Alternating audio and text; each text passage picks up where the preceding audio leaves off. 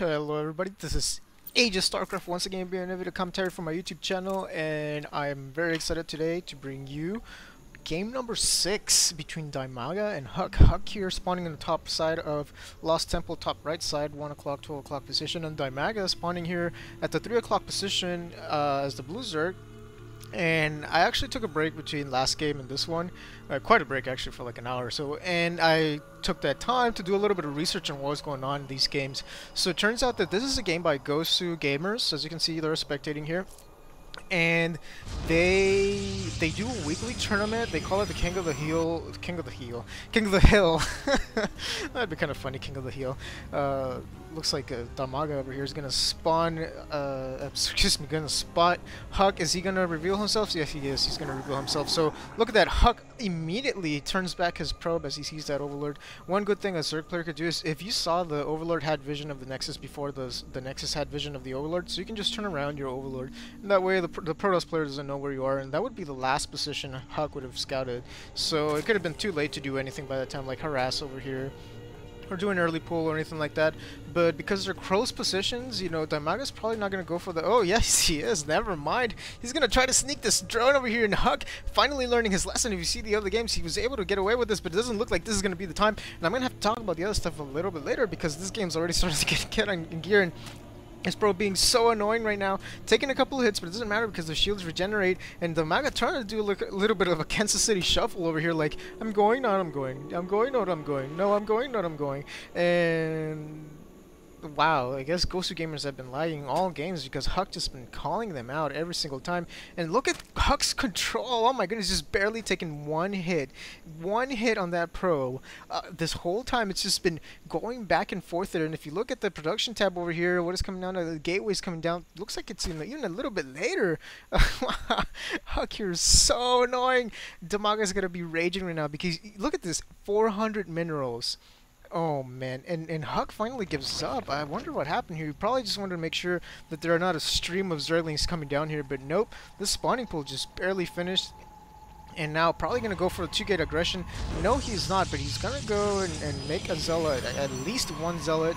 Looks like, where is it? It's only rallied over here, so I'm not really sure. I guess HuK's just going to call it quits for today. Say, okay, well, I harassed you for long enough. Delayed that hatchery until 20 supply, which Dimaga did open 20 supply hatchery last game, so if you haven't seen that, you should definitely go see that. Actually, let me talk about that before this game keeps on going better. What was I saying? Let's see. Oh yeah, this is a best of 7 series, and it's by GosuGamers, which I think they left. And what else? Oh yeah, they do it weekly, and it's for 100 euros. So this was played on Friday, the 17th, and I just saw it today. So I figured, hey, they're pretty popular, might as well cast them. And what else? Yeah, this is just something that they do, GosuGamers does weekly, and now this Overlord's not going to be able to see this gateway going down here, which is what HuK wanted, and oh man, I don't think this Overlord's going to survive. This Stalker's going to take him down, and Dimaga right now is going to be raging. And if you haven't seen the other videos, you need to stop this video right now, go to game 1, and watch them from then on, because I'm going to spoil a lot of stuff. Possibly. I don't know if I will or won't, but I possibly will spoil a lot of stuff, like saying, oh, this was happened, you know, in last game and it didn't work or something like that. So don't get mad at me if I spoil the game. You should be going back and watching game 1 first. And it looks like Dimaga not going to do the same mistake as in other games, where he had no units and a Stalker and a Zealot here coming, because HuK has pretty much gotten away with this harassment so many times, and even a proxy pylon going down here. Wow, this is so aggressive, but once these Zerglings come out, the Zealot's gonna kiss Stace goodbye, and the Stalker's like, see you later, I'm getting out of here. And if it's not careful, it's gonna get surrounded by the Zerglings, but no, it does not look like that's gonna happen, although speed is about to kick in. Well, still got quite a ways to go. But Dimaga is going to do a little bit of counter attack over here. Just going to see what's going on. Probably not going to do much since this wall is pretty much impermeable. Just put one Stalker here. They're never going to get past here. And once these 2 gateways morph into 3, look at the timing on this. Warp gate just finished. The 3rd gateway is just being morphed in. That is so amazing. HuK, you are my hero. I have a little nerd, what do you call it? Nerdgasms? I don't know. Whatever it is that you get when you see your favorite nerd being the super nerd that he is because he's super lead and all that other stuff. And HuK's just gonna chill out over here. So this is what I figured he would go with sentries. HuK definitely seems to favor sentries at least against Dimaga, at least against Zerg players. And Dimaga going for a sneaky surround, because what happens is if these units push out, they're gonna run into the Zerglings over here. But if they come over here and this Zergling gets away, then Dimaga can just come and surround them completely over here, and they're not gonna get away. Especially because they're mostly sentry-centric army. Sentry-centric army. Try saying that 10 times fast. And yeah, I mean, they're not very strong. They do decent damage against Zerglings, but it's gonna force HuK to waste a lot of force fields to be able to protect these sentries. And what else? I think I had something else to say. Oh yeah, so this is game number 6. Phew, like 8 minutes into the game. Yeah, this is... What? Why was this changing drop over here?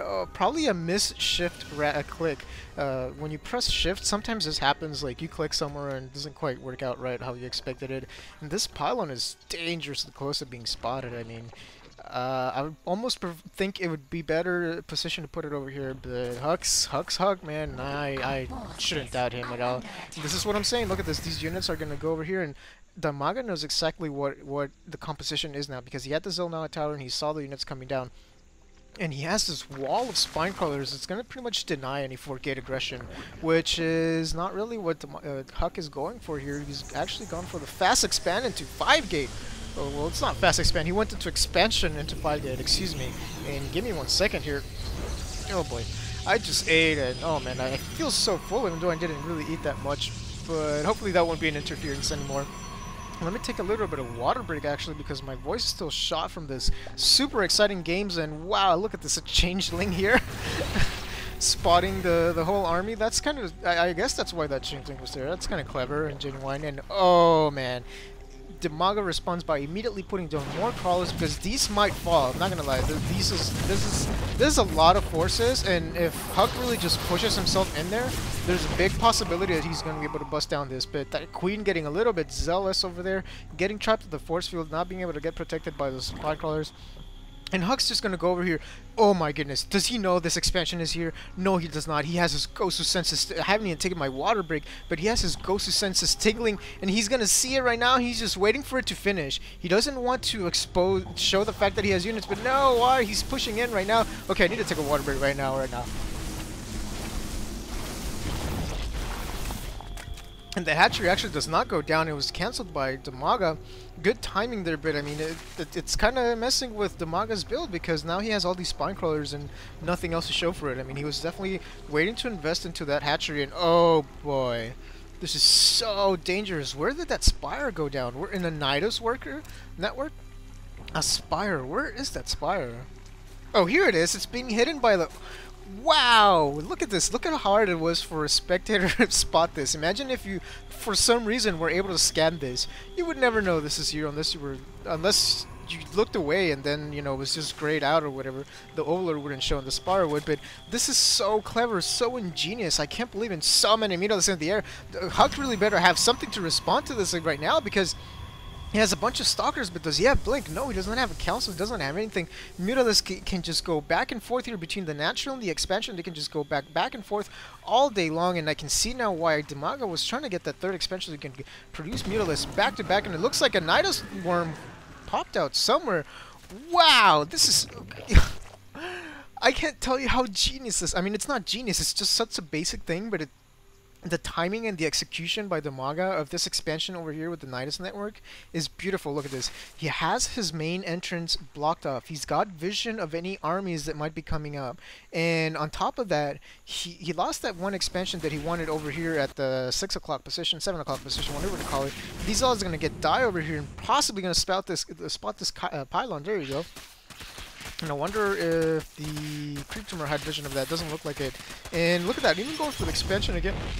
excuse me, going for expansion again, and but what, as I was saying, this expansion here is beautifully timed because it's coming around the time when it's really going to give Dimaga an advantage because he has too many minerals. He needs the gas really desperately. I think that's why he's trying to get the other one because Mutalisk are very expensive to make, and what else is he making besides the Nidus Network? Doesn't look like much. I mean, he really needs to start taking advantage of what he has right now. I mean, Blink is already researched. So, oh crap, sorry, I excuse me about that.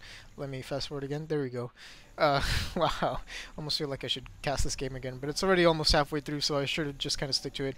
And it looks like HuK's gonna start being a little bit aggressive. But what I was saying, Dimaga had a very good timing window when Blink wasn't going to be researched. And now Blink is going to be researched right now, and this is what I'm saying. Look at how fast the Stalkers were able to just respond to that Mutalisk attack. And let's take away the pylon power, but this is what I'm saying. Mutalisk can just go back and forth here, and these Zealots, they're just running to take pot shots.